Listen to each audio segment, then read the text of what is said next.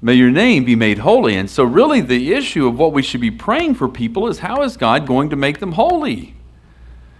And I think that would put our prayer life, and that would put things in perspective of where it's supposed to be, and put it more in line, oftentimes, the will of God. We tend to pray for things that may be more influenced by our own personal will than what it is for. We need to be praying that God would accomplish His will in the life of His people, and whatever that is, to bring them near to Him, and that His name would be glorified, and that others would be impacted for the kingdom of God. And in the same way, as we think about Thanksgiving, we thank God. This tells us what Paul in his heart was important in mind of the Corinthians.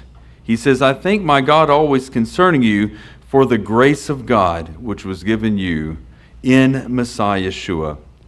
For the grace of God. You know, what is the grace of God? We talk about this issue of chen, grace, this Hebrew term. It can mean favor, and in favor, you can find favor with somebody because you do something in obedience, right? That's a potential. You know, so we talk about unmerited favor, oftentimes is a translation of this term chen, charis in Greek, and is unfavored merit really the proper translation of it? Well, it's really not. It is merited. But in Yeshua, He merited it for us and gave it to us. You know, the end of the day, it's really about something that we stand in a place that we don't deserve to be. Anybody here ever found themselves in a position that they really can say, man, I really didn't deserve to be in that position, whether it's a position of leader? I'm going to tell you right now, I feel that way about myself oftentimes in this setting, right? When I think about where I've been and I think about what I've done, is this really where I deserve to be? And if we think about the grace of God and think about what God has done, it really is important as it drives us in the way that we think about other people in the Kahillah, because we are all in need of God's grace. Every single one of us is here, not on our own works, not on our own merits. Thomas à Kempis, the Catholic theologian, I do find, I pull from everybody, and so he says something that I thought was interesting, was he talks about appreciating God's grace. I don't agree with him in everything that he has to say here, but he says, a man who has been taught by the gift of grace, who learns by the lash of its withdrawal, will never dare to attribute any good to himself, but will rather admit his poverty and his emptiness. Give to God what is God's, and ascribe to yourself what is yours. Give Him thanks, then, for His grace. But place upon yourself alone the blame and the punishment and the fault it deserves.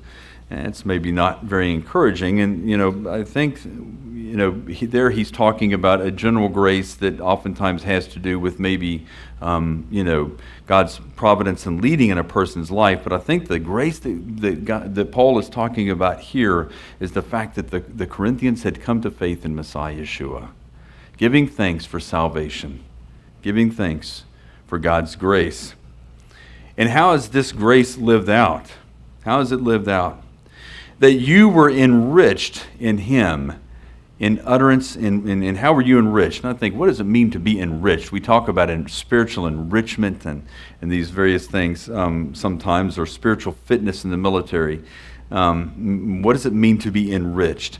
He says, in all speech and in knowledge. You see, the Corinthians, they believed that a person had a certain level of prowess of how articulate they were, how well they were in trained in knowledge and understanding the various philosophies of the day, and how much they could recall, how smart they were, right? How intelligent they were, or how intelligent they sounded. And what Paul is going to say is, look, I came to you not in the issue of eloquence, but in humble speech.